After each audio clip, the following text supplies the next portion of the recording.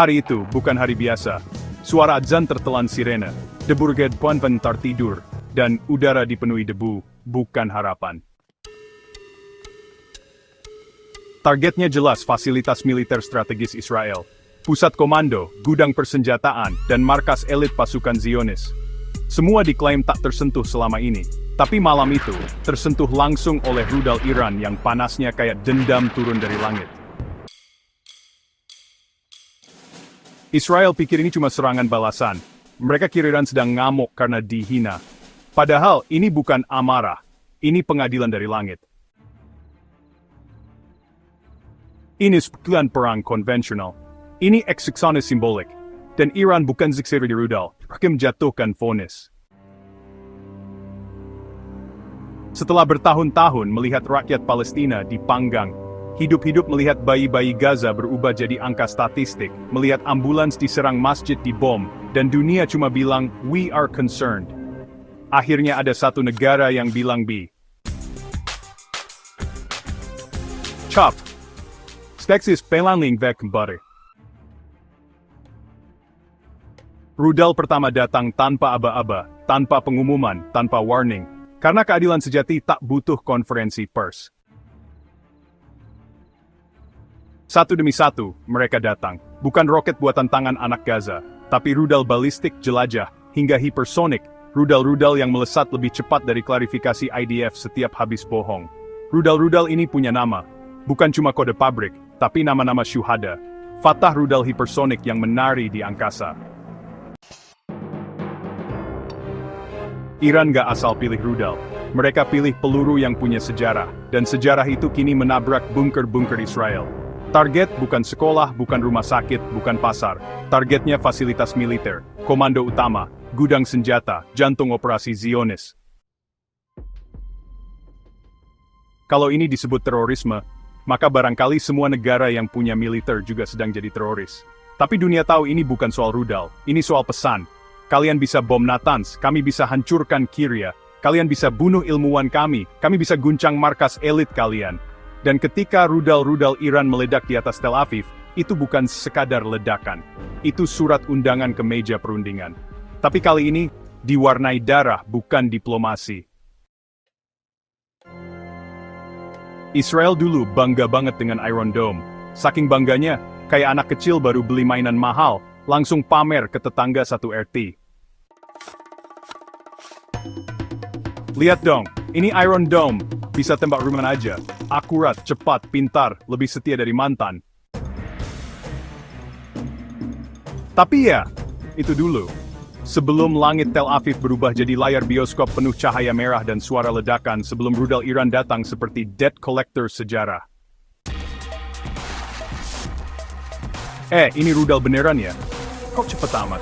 Waduh, lintasannya zigzag. Ini rudal atau pesawat akrobat? Satu persatu rudal hipersonik Iran melintas, dan Iron Dome cuma berdiri kayak satpam mal yang baru pertama jaga konser. Ngeliat, tapi nggak bisa ngapa-ngapain. Sistem yang diklaim kebanggaan Zionis yang katanya punya reaksi super cepat, tracking AI, intersepsi otomatis, ternyata kalah sama algoritma rudal buatan Teheran. Malam itu, Iron Dome lebih mirip Iron Dome. Bukannya membela rakyat Israel, dia malah jadi penonton tragedi nasional. Ada yang bilang, Iron Dome cuma bisa hadapi roket buatan tangan dari Gaza, bukan rudal kelas militer dari Iran. Ada juga yang nyinyir, Iron Dome hebat, kalau yang nembak cuma anak-anak Palestina pakai bambu runcing. Dan inilah kenyataannya, rudal hipersonik Iran menari-nari di langit Zionis. Iron Dome bingung baca arah. Arrow 3, David Sling, sama aja, kayak pasukan cadangan lagi lupa bawa peluru. Amerika mulai keringetan. Mereka yang danai sistem pertahanan Israel miliaran dolar, kini cuma bisa nonton investasinya terbakar secara live. Kami mendukung Israel, katanya. Tapi begitu rudal jatuh, mereka langsung bilang, kami harap semua pihak menahan diri. Para analis militer akhirnya angkat suara. Termasuk Muhannad Shalom, bukan penyanyi dangdut tapi ahli strategi Timur Tengah. Dia bilang, Iron Dome itu hebat, tapi hanya untuk roket jarak pendek, bukan rudal balistik skala besar. Rudal Iran itu bukan proyek Aceh, itu simfoni teknologi perang. dan Iran. Mereka tahu kelemahan sistem itu. Mereka tahu waktu reaksi Iron Dome. Mereka tahu titik lemah koordinasi Arrow 3. Jadi mereka serang dengan cara yang tidak bisa dicerna komputer Israel. Gempuran Iran itu kayak ujian akhir semester untuk sistem pertahanan Zionis. Soalnya kompleks, waktunya terbatas. Jawabannya, gagal semua. Bahkan sistem deteksi dini Israel disebut kehabisan baterai. Ngadat, crash, lag, kayak HP jadul main PUBG, ping 999+, rudal masuk, sinyal putus. Dan yang paling memalukan, setelah semua kehebohan itu, rudal Iran masih sempat selfie bareng Tel Aviv. Kepulan asap, suara sirene dan gedung terbakar jadi latar belakang dramatis. Bukan sinetron, ini realita. Jadi, apa itu Iron Dome, sistem pertahanan? Mungkin. Perisai canggih? Mungkin. Tapi di malam itu, Iron Dome cuma jadi aksesoris mahal yang gagal kerja. Kayak jas Armani buat orang yang nggak bisa bela diri. Situasi memanas? Itu kalimat sopan untuk menggambarkan neraka mini yang tumpah di Tel Aviv. Langit tak lagi tenang, bumi tak lagi diam, dan rakyat Israel mendadak merasa seperti warga Gaza. Ironi paling manis dalam sejarah keangkuhan militer. Sementara bangunan meledak satu persatu, Netanyahu dan para petingginya sibuk cari sinyal di bunker bawah tanah. Mereka tak lagi bicara soal dominan, tapi soal di mana pintu keluar darurat. Media mainstream berusaha memelintir fakta, Israel masih dalam kendali katanya. Kerusakan tidak terlalu parah katanya. Iron Dome sukses cegah serangan katanya. Padahal rakyat sendiri sudah bikin hashtag baru, Iron Boom. Karena yang terjadi bukan pertahanan, tapi pertunjukan kembang api paling mahal sepanjang sejarah. Mobil-mobil hangus di tengah kota jalan raya berubah jadi kawah bom. Gedung-gedung elit Tel Aviv terlihat lebih bolong dari alibi IDF soal serangan ke rumah sakit Gaza. Dan saat semua sibuk menghindari rudal, tiba-tiba muncul kabar dari langit Athena. Pesawat Wing of Zion terdeteksi keluar wilayah udara Israel. Netanyahu sang Perdana Menteri disebut-sebut sudah lebih dulu packing koper. Bukan untuk diplomasi, tapi untuk evakuasi. Wing of Zion, pesawat VVIP Israel yang katanya hanya untuk misi kenegaraan, muncul di radar bandara Yunani. Kebetulan, atau pelarian ala diktator kelas Wahid. Warga Israel pun mulai bertanya, kami disuruh bertahan, tapi pemimpin kami lari duluan. Pertanyaan yang selama ini cuma dilemparkan oleh warga Gaza, kini berkumandang di sudut-sudut Tel Aviv yang hangus. Dan pertanyaan paling panas malam itu, siapa sebenarnya yang sedang kepanasan?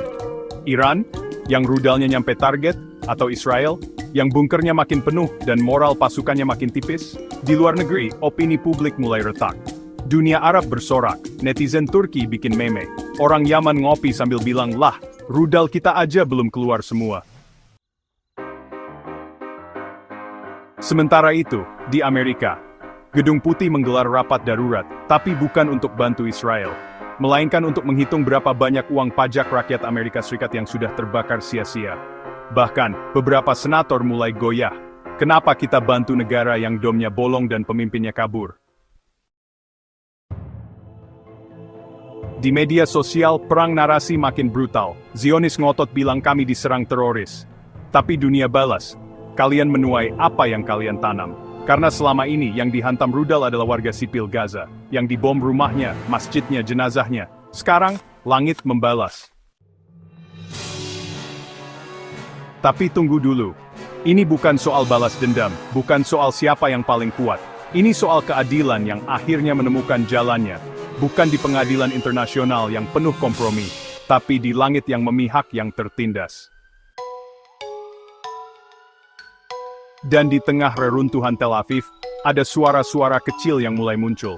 Kenapa kita lakukan ini ke Palestina dulu? Kenapa kita bangga serang anak-anak di Rafah? Kenapa rudal Iran lebih jujur dari berita kita sendiri? Situasi memanas, iya, tapi bukan Iran yang terbakar. Yang terbakar adalah ego Zionis, propaganda militer Israel dan kepercayaan rakyatnya kepada pemerintah. Dan selagi dunia masih menyaksikan, Iran tak perlu bicara. Karena kadang, ledakan berkata lebih lantang dari pidato. Dunia matanggi dibedad Zoy, cinta diplomasi, cinta perbayan, an. Kalau yang disambungkan Palestina. Ketika Gaza dibakar saban hari, anak-anak dilumat bom, ibu-ibu ditarik keluar dari puing rumahnya yang tinggal kenangan, media internasional bilang, Israel berhak membela diri.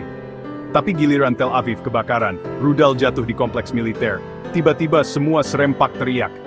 Ini pelanggaran hukum internasional. Dunia diam saat rumah sakit Al-Ahli dibombardir. Dunia juga diam waktu ambulans dibelah dua oleh misil. Tapi begitu rudal Iran nyasar ke markas militer Israel, konferensi PBB langsung digelar, duta besar langsung dandan rapi. Karena ternyata, kemanusiaan itu baru hidup kalau yang kena bukan Muslim.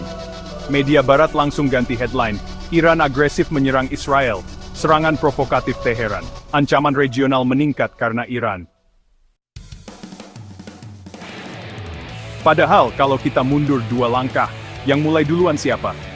Yang nyerang situs nuklir siapa? Yang bunuh jenderal asing di tanah ketiga siapa? Rudal Iran bukan sedang menyulut perang. Mereka menjawab perang yang sudah terlalu lama terjadi. Hanya saja, jawabannya kali ini dikirim pakai kecepatan Mach 8 dan akurasi surgawi. Dunia bilang, Iran provokator. Tapi dunia lupa, yang menebar pangkalan militer di tiap sudut Timur Tengah itu siapa? Yang punya lebih dari 800 basis militer di luar negaranya itu siapa? Yang tiap minggu kasih Israel bom pintar, peluru pintar, drone pintar. Tapi tetap aja, dipakai buat bunuh warga sipil tak bersenjata. Rudal Iran bukan untuk menyerang anak-anak, bukan untuk membakar pasar, bukan untuk memblokade rumah sakit. Rudal itu mampir ke pusat komando militer Israel. Mereka nggak ngebom mall, mereka ngebom otak operasi pembantaian. Dan kalau itu disebut terorisme, maka sejarah perlu diedit dari awal. Dunia boleh diam, tapi rudal bisa pura-pura buta. Rudal hanya tahu koordinat. Dan malam itu, rudal Iran mendadak jadi penyair langit.